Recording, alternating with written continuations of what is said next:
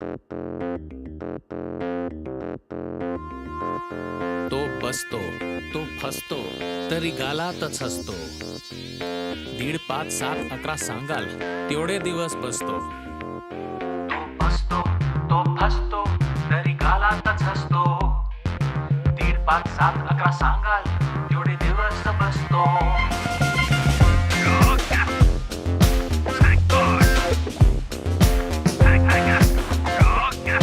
Thank God बाप्पा आपल्यासारखा नसतो. आपल्यासारखा असता तर काय म्हणाला असता?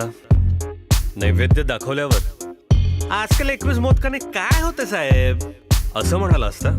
नवस पूर्ण न झालेल्या भक्ताला तुम्ही नवसाच्या लाईन मध्ये नव्हता ना मॅडम असं म्हणाला असता. अंधेरीवरून आलेल्या भक्ताला लालबागचा बाप्पा हे अंधेरीचा मॅटर आहे, अंधेरीच्या बाप्पाला कॉन्टॅक्ट करा असं म्हणाला असता. नाही, त्याचा आशीर्वाद सगळ्यांवर सारखाच बरसतो. थँक गॉड बाप्पा आपल्यासारखा नसतो.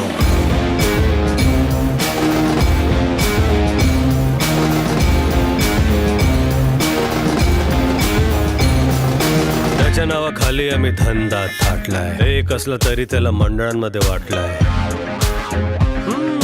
गणपतीच्या सणाला परवा एक जण म्हणाला, या वर्षी देवा तेवढा एक काम करून दे, त्या फेमस गणपतीचा तेवढा दर्शन करून दे. भक्ताच्या या डिमांडला तो गालातच हसतो. थँक गॉड बाप्पा आपल्यासारखा नसतो.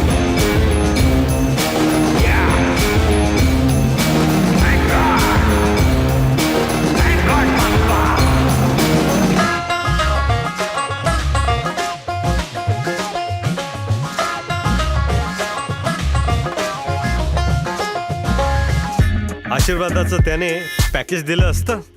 माझ्या बरोबर शंकराचे आशीर्वाद फक्त 20,000. ग्रुप नवस केला तर डिस्काउंट दिला असता.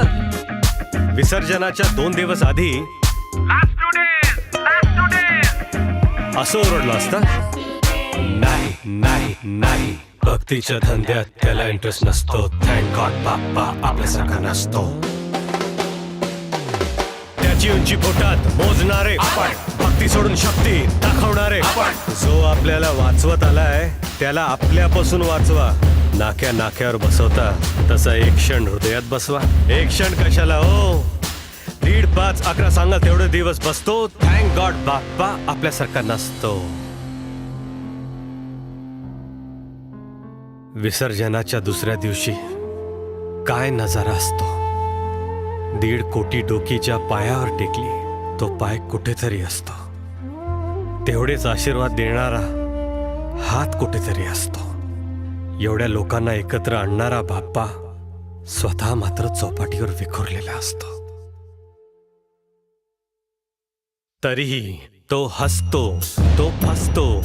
पुढच्या वर्षी आनंदाने आपल्या घरी बसतो. त्याचा आशीर्वाद पुन्हा आपल्यावर बरसतो. थँक गॉड बाप्पा, थँक गॉड बाप्पा, थँक गॉड बाप्पा आपल्यासारखा नसतो. तो फसतो तरी कालातच असतो. तुमच्या आनंदातच त्याला इंटरेस्ट असतो. 1.5, 5, 11 सांगाल तेवढे दिवस बसतो.